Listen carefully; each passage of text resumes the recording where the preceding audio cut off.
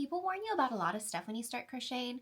They warn you about frogging. They warn you about your yarn stash taking over your life. They warn you about how broke you're going to be. But what they don't tell you about is how buying a yarn that you think is gorgeous but is a nightmare to work with will haunt you. Now, this yarn is beautiful and gorgeous, but it tangles to no end. It's this Just Plush, and I got it from Dollar Tree for $1.25 a skein, and I got it in every color that they had. Just every color. So when I tell you that this sweet baby machine is saving my sanity, because as someone who has trouble just giving up on something that I've spent my money on, this machine is saving me. So that's what we're talking about in today's video. I am going to be showing you how, once again, I used Icord to make something beautiful.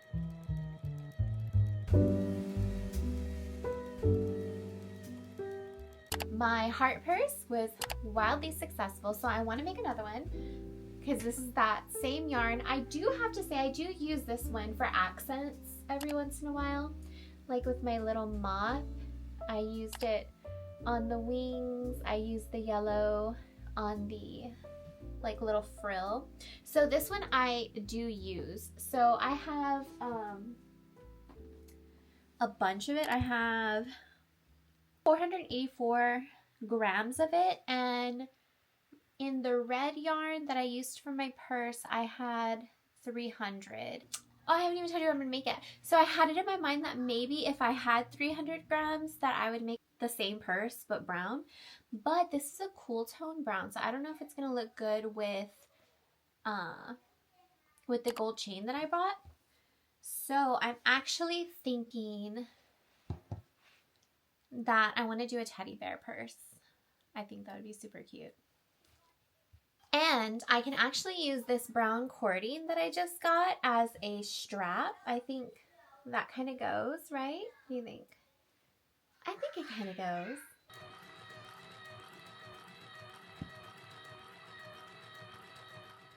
So I have about 217 grams to 218 grams to play with. Actually, I was going to do a chain too, but what I realized earlier when I was working with this yarn was that, or actually when I was making my heart purse, what I realized was that doing a magic circle actually works way better for this.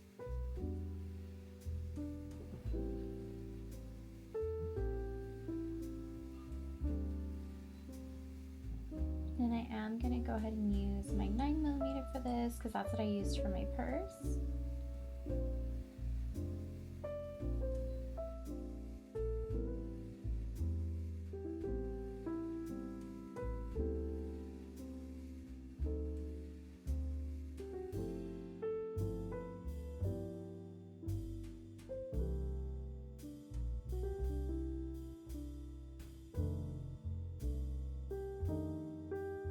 I'm such a dummy. I came in here because I needed to work on something for my daughter, and then I saw that my bear purse is still on my desk from my Icord project. So I was like, let me go ahead and just, you know, work on that real quick because I only need 2 rounds left. This is 6 total rounds, this is 4 total rounds. So I was crocheting with this, and then I realized I was going to run out. So I went ahead and I attached my yarn to my Icord machine. I started making Icord, and then I was like working on this, and I was like, okay, we are getting close to the end. And then I realized my yarn was unraveling, like my Icord was undoing itself, because so the yarn you start your Icord with and that comes out the back is automatically bound off because that's where you started. The yarn that is the finishing piece, so either from where you cut your yarn or your yarn ran out, that yarn does not automatically bind off. So you do have to bind off that end. But because of the texture, I didn't see that I needed to bind off this end still, that I had forgotten to do it because it's been a few days since I started this project. And so it was coming unbound. So anyways, what I did was I took the Icord that is currently coming out of my Icord machine, and I just went ahead and I connected those 2 pieces. So this was the end of my Icord. This was the start of the new Icord, and then right there in the center you can see a kind of a little bump. that's where I joined the two together. And all I did was I just kind of whoop, whoop, whoop, whoop, whoop, whoop, all the way around, and then I buried the ends, and then I cut them off. So now those are two joined, and the cool thing is I didn't even think about it. So I already planned on just finishing off this skein and keeping the I-cord that is extra, because I will end up having some extra, I think, and just using it to make like some mini bears for bag charms or something. But really, if you wanted to be pretty precise with it, I could just, because I got some slack here and it's connected to my I-cord maker, so really you could make the precise amount of I-cord that you need to crochet with if you're crocheting. Let's see if my theory works. So right now I'm at 1, 2, 3, 4, 5, 6. Wait a second. 1, 2, 3, 4, 5, 6, 7. 7. So this is 7 rounds. So that's single crochet increase, 1, 2, 3, 4. So that was 4. So now I'm working on 5. So I have all this left, but it's getting kind of tight. So I'm going to turn on the machine. And I'm just going to make myself a little bit more while I'm crocheting. I'm going to pan you over.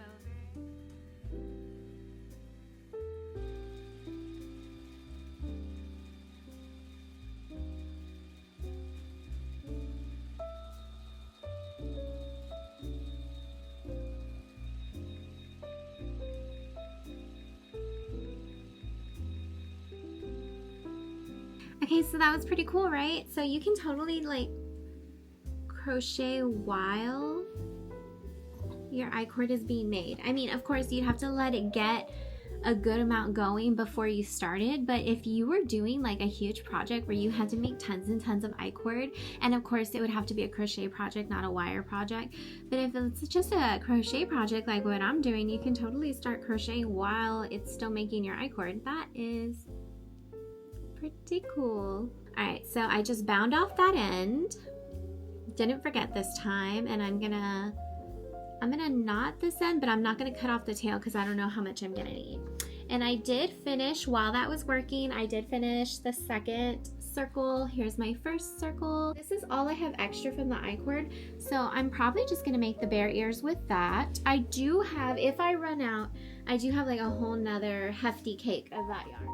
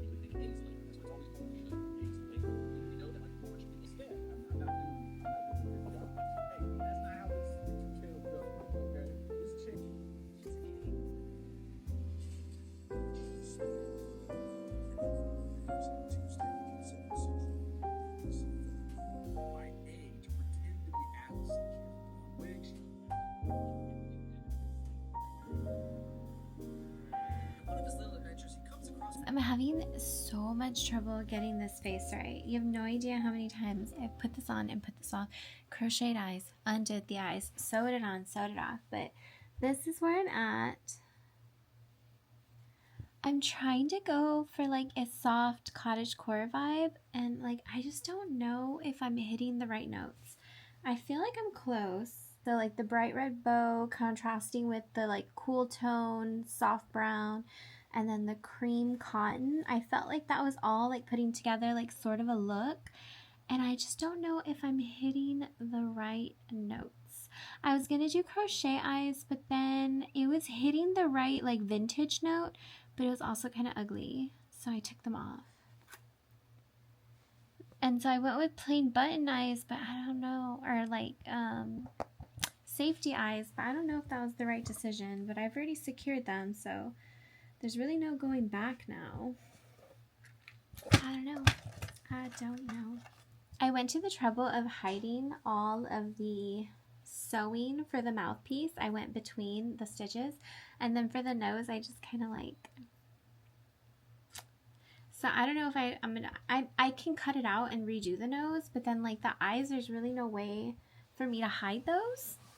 So I don't know, I'm thinking I might do a pocket and double line the pocket covering this, so you're not, like when you reach in your bag, you're not scratching your hand, and then like another side to create the pocket. This section of the video I like to call tour of my beverages.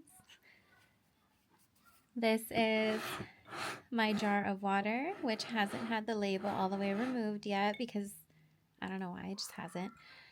My electrolytes. This jar has had the label, and this is the one that I usually use. I couldn't find it this morning. I left it in the laundry room when I was doing laundry the other day.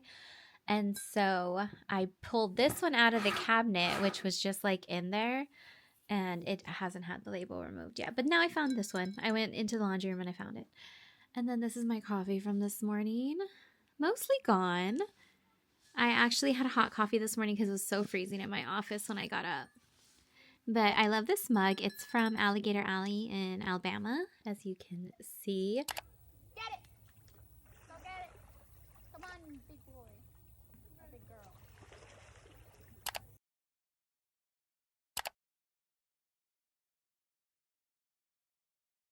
If you are ever out that way, they have like a really cool and informative alligator show. But that's not actually why I brought you here. I wanted to show you, I had to pause on my bear bag this morning because I promised my daughter that I would make her a Bobo Akari, something like that. It's a character that's based off of one of the band members from Stray Kids, which is a K-pop group, I'm pretty sure. But her friend really likes it, and so my daughter asked me if I could make it for her. And it was supposed to be her Christmas present, but she told me like after Christmas had already happened. So then we were going to give it to her on the first day of class, and then, you know, it just got pushed. But she's going to get it today. I'm going to take it with me when I go pick up my daughter from her theater class later today. But so because I paused my bag, I just had it on my desk because I wanted to just keep looking at her sweet little face. And then when I got up just now to go make my boys some food, I tossed some stuff just so that it could like get out of my way while I clean my desk up a little bit and put away my yarn. And y'all, it's adorable. Like, how cute would that be as just like a little trinket tray on your desk? Look at her being all helpful, holding my stuff. I think she's just so cute. I love her so much. I never actually got around to making this a purse. I never even got around to covering up my ends, if I'm being honest, but she's beautiful. She sits on my desk most days, and she's great at being a helpful girl.